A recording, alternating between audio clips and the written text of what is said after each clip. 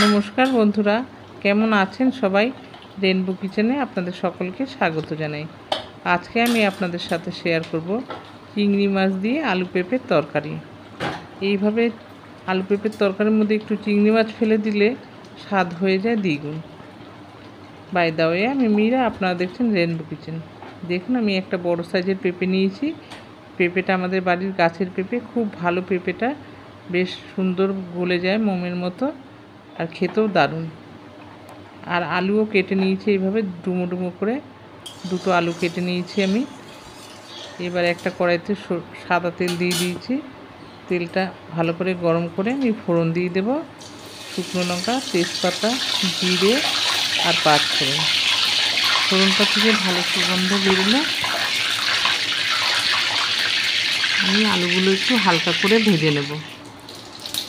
আমার রেসিপিটি যদি আপনাদের ভালো লাগে তাহলে লাইক, কমেন্ট, শেয়ার করবেন। আর নতুন বন্ধুদের বলছি, প্লিজ সাবস্ক্রাইব করে আমার পাশে থাকবেন। পাশের বেল আইকনটি ক্লিক করে অল বোতামটি প্রেস করে দেবেন, তাহলে সমস্ত ভিডিও নোটিফিকেশন আপনাদের কাছে পৌঁছে যাবে সবার আগে। আর পুরনো বন্ধুদের অনেক অনেক ধন্যবাদ আমার পাশে থাকার জন্য। দেখুন, আলুগুলো দিয়ে দিলাম, দিয়ে একটু হালকা করে ভেজে নেব।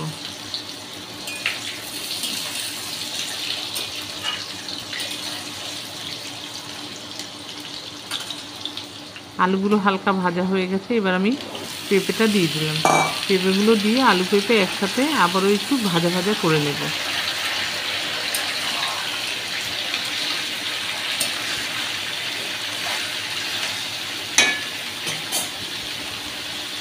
এবার দিয়ে দেব স্বাদ মতো লবণ। লবণটা আমি একবারেই দিয়ে দিলাম।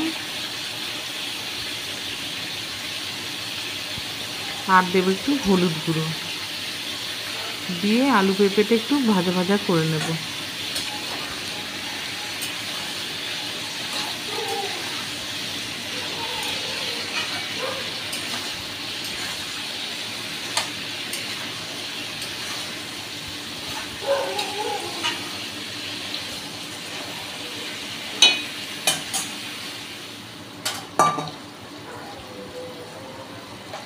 আলু পেঁপে ভাজা হয়ে গেছে, এবার আমি দিয়ে দেবো আদা আর কাঁচা লঙ্কার পেস্ট।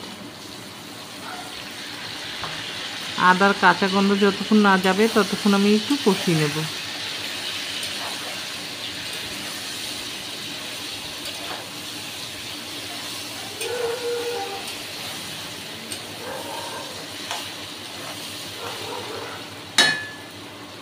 এবার আমি দিয়ে দেবো টমেটো কুচি। একটা টমেটো দিয়ে দেবো।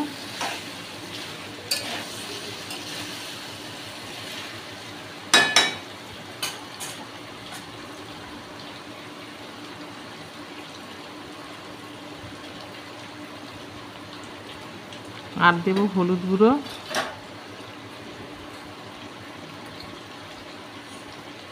জিরে গুঁড়ো। হলুদ আমি আগেও দিয়েছিলাম, সেই বুঝে দিতে হবে অল্প করেই। আর দেবো কাশ্মীরি লঙ্কার গুঁড়ো, দিয়ে আমি খুব ভালো করে কষিয়ে নেব।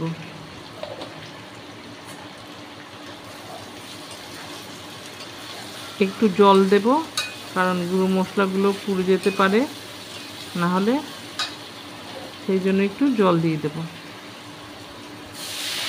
জল দিয়ে আমি এবার কষিয়ে নেব।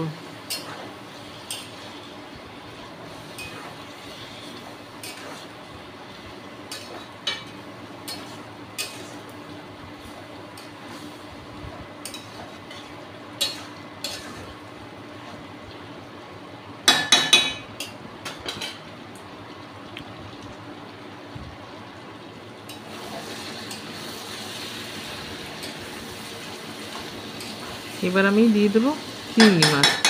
চিংড়ি মাছটা আমি ভাজিনি, আমি এই আলু পেঁপের সাথে খুব ভালো করে কষিয়ে নেব।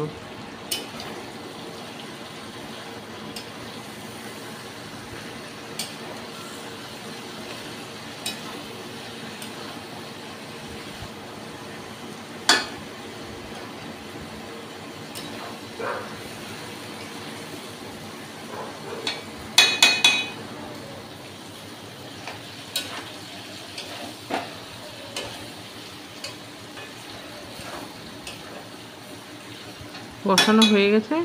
এবার আমি প্রয়োজন মতো জল দিয়ে দেবো।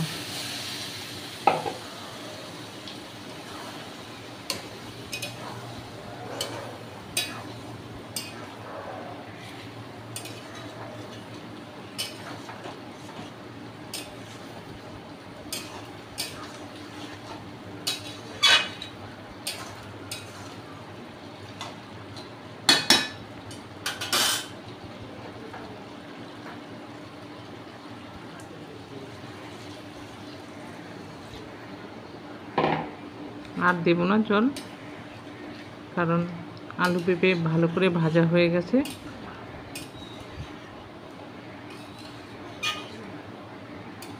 এবার আমি নেড়ে চেড়ে খুব ভালো করে মিশিয়ে দিলাম। এবার আমি ঢেকে রাখবো।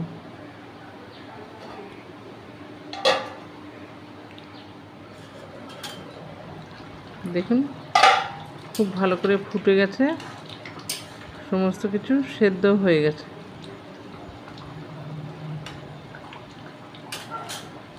এবার আমি একটু মিষ্টি দিয়ে দেবো, চিনি,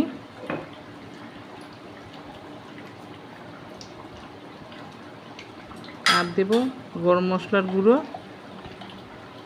আর ঘি। আমি গ্যাসটা বন্ধ করে দিয়েছি। এবার সব কিছু দিয়ে আমি 5 মিনিট ঢেকে রাখবো, স্ট্যান্ডিং টাইম দেব। তারপর আমি সার্ভ করে নেব। দেখুন রান্নাটা আমার হয়ে গেছে।